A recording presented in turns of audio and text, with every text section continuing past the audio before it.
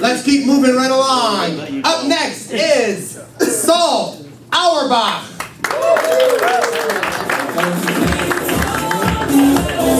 Thank you. How you guys doing tonight?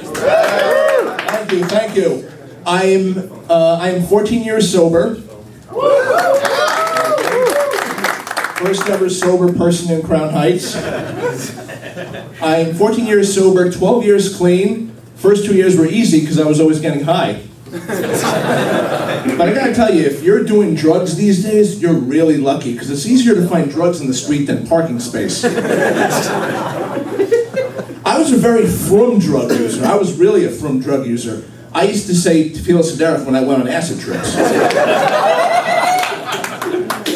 Thank you. Anybody follow the news? Anybody heard in the news a bunch of neo-Nazi, I can't say the word, mamzerim here.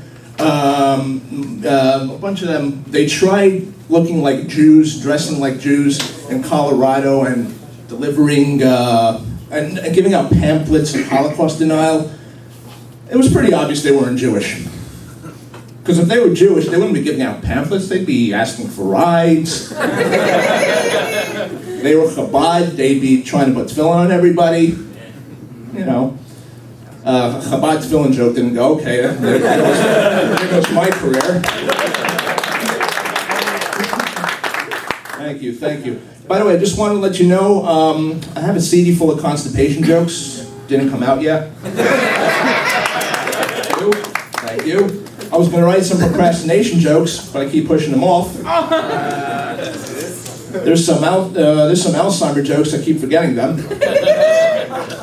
And then there's the OCD jokes, they keep repeating themselves. I am actually driving a car tomorrow for the first time in a while. Yes. I am not much of a driver, I am not the safest driver. If this is my last show, you'll know why.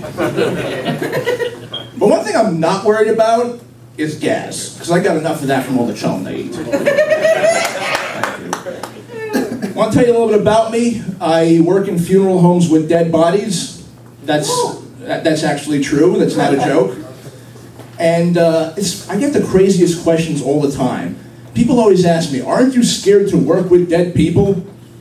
Yeah, I'm scared to work with someone who can't do anything to me. I'm not scared to work with dead people. I'm scared to work with living people. Living people could rob me, shoot me, force me to sing Chi Adonenu. Dead people can't do anything like that.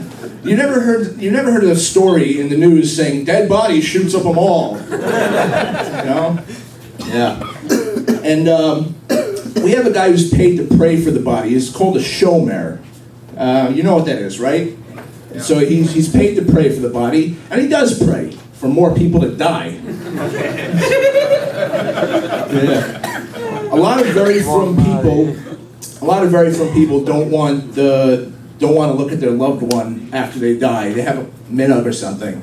I guess they trust their Rabbi when they says he's dead. Yeah. Thank you.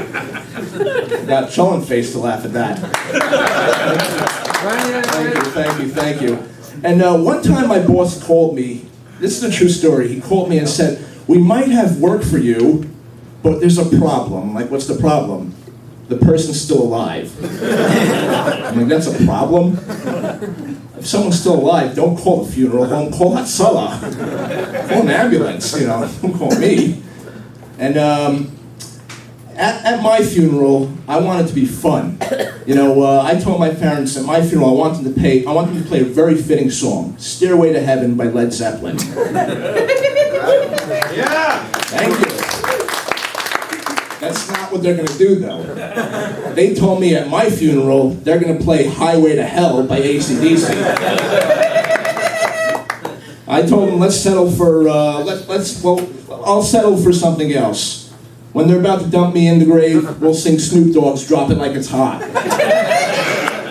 Thank you. I'm going to leave you with this. I want to tell you a funny story that happened to me.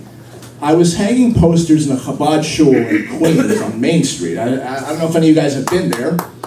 It's a Chabad shul, and this rabbi is giving a lecture to his kids. I think he had a thick, like, Israeli/Russian/ I don't know where he's from accent. And he's like, he says to me, "You want a little vodka?" I'm like, "I'm sorry, Rabbi, but I'm sober. I can't have that." He's like, "Just a little." I'm like, "Rabbi, I'm sorry, but I just can't drink. I'm sober." He's like, "No, okay. I'll give you a little water, a water bottle. Is that fine?" I'm like, "Rabbi, I'm not dumb. I know there's vodka in there." And then the rabbi and his students all laughed, thankfully, like you guys did. And the rabbi says, I see you're a comedian." I'm like, "Maybe." He's like, "Why don't you tell us a joke?" I'm like, "All right, I'll tell you a joke. I one time saw a Chabadnik walking down the street. He didn't have vodka on him. That's the joke." And then the rabbi and the students all laughed, thankfully.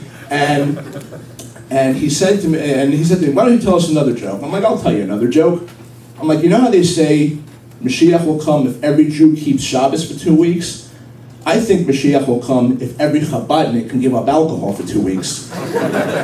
And he said, "If you think a Chabadnik can give up alcohol for 2 weeks, you have a lot of bitachon." Thank you very much. That's my time.